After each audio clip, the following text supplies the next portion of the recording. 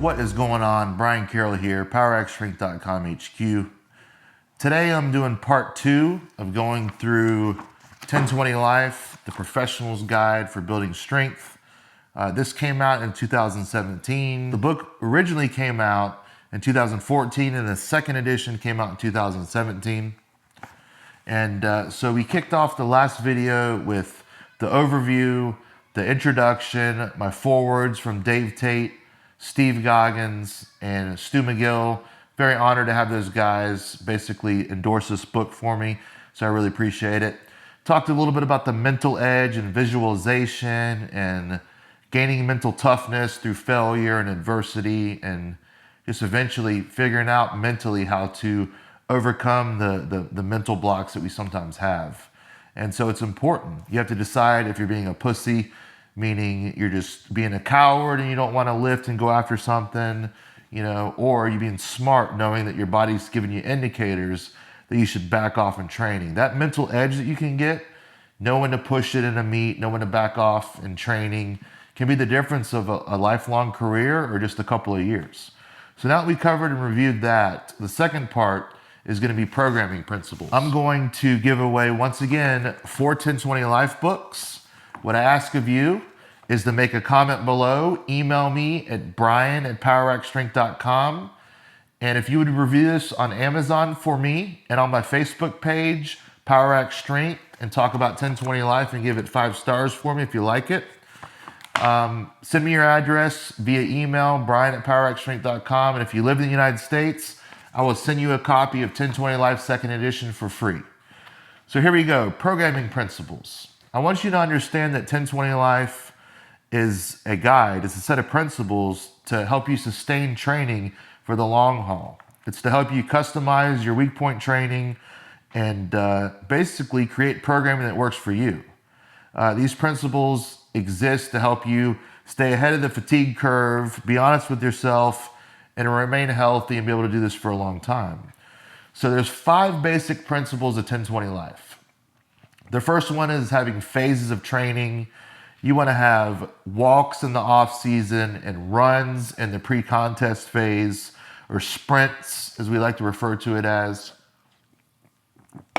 You don't have to do 10 weeks only for off season and 10 weeks for pre-contest, but most of my training cycles that I had great success with were about 5 to 10 weeks at a time, depending. Sometimes they were 15 weeks, but most of the time they were between 5 and 10 weeks for a pre-contest, and then sometimes 5 or 10 weeks off season. Every pre-contest is different depending on what kind of shape you're in, what weight class you're lifting, if you're coming off an injury, maybe you need a longer off season, maybe you haven't had an injury in a while and you only need 5 or 6 weeks to peak. Everyone's gonna be different. Don't just stick to 10 or 20 weeks because I say so. That's a good start, and then dial it in from there where you wanna go. So anyway, your off season is a time where you have less on your plate, you're pushing less hard, you're doing your traveling, you're making up for being such a dick to your wife or your husband or your boyfriend, your girlfriend. During pre-contest training, you give them an out. That's the time in the off season where you travel and get things done, you catch up on work around the house, but when it becomes pre-contest time, then you gotta really hone things in and dial it in and get after it. And that's where you're gonna have to isolate and remove variables, people that are distractions, things that are distractions, you get rid of it. But pre-contest, this is not the time for BS drama in your life or to try to peak at multiple different sports. But you gotta have a pre-contest phase, which we'll talk about more in the coming chapters, where you're dialing in form. Maybe in the off season, you use RPE like we suggest in the book to try.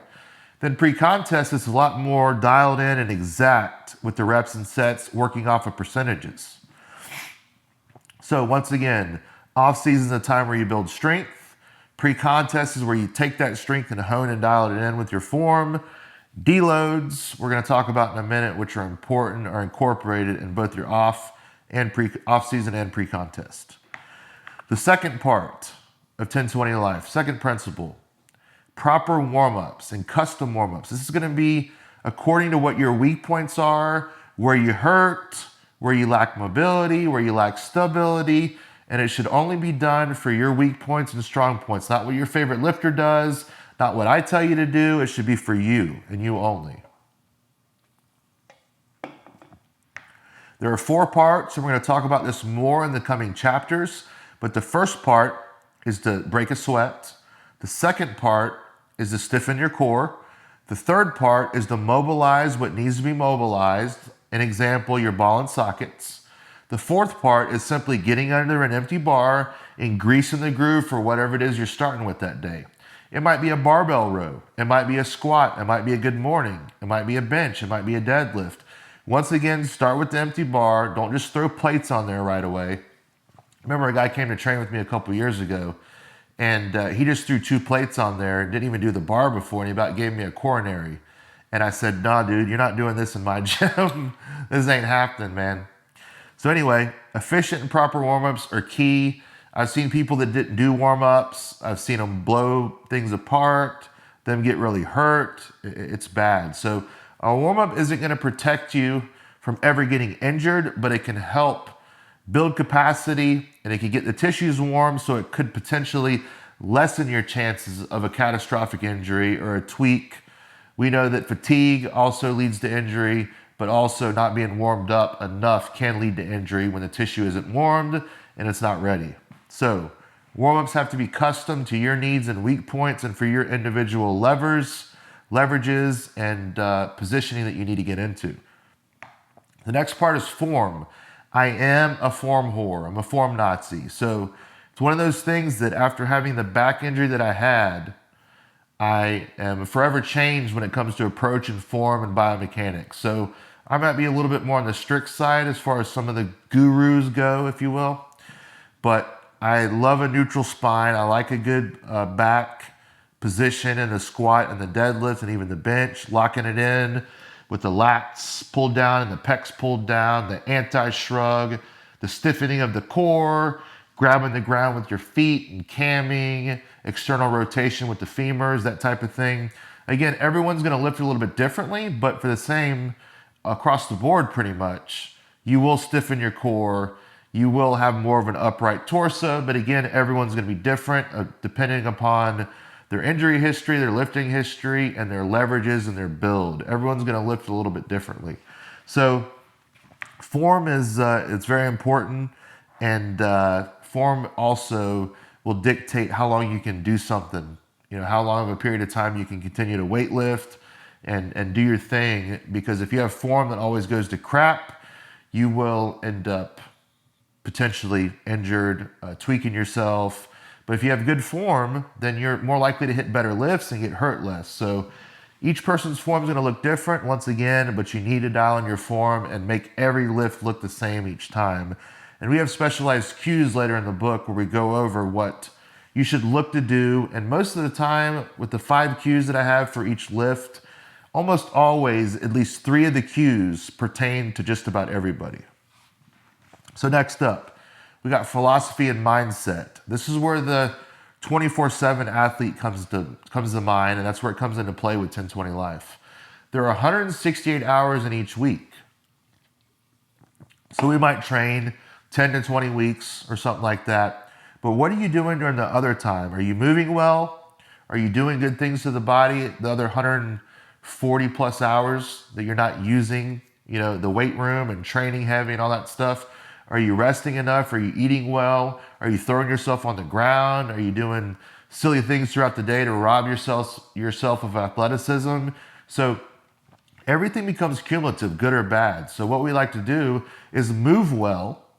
Use your hips when you move. Don't just round over your spine doing just anything. That way that you can, when you move well throughout the day, you can ask more of your back when you're in training. And then you put more deposits in your bank account day to day at work, when you sit, when you stand, when you walk. You use your hips, and that way you can keep pulling more and more out of your bank account in the gym and keep making deposits day to day with the way you turn over, the way you roll out of bed, those type of things. They become cumulative. Ask someone with a hurt back what it feels like to roll out of bed and what they have to do to get going in the morning. So, we don't skip weights out of fear.